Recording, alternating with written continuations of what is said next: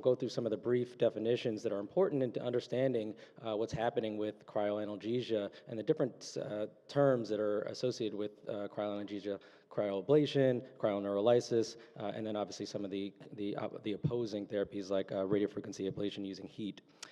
Some of the mechanism of action behind cryoanalgesia, and then specifically we'll focus here on amputation, phantom limb pain. We can see here that there's two different classes of nerve injury, Seddon and Sunderland. And here we're talking about the Sunderland classification, where you have that first-degree neural injury with neuropraxia, second-degree neural injury with axonal mesis. And you can see beside it the temperatures at which these types of injuries occur. And then you get into the non-reversible realm with the third and fourth degree neuron mesis with loss of axon continuity with temperatures below 140 degrees centigrade.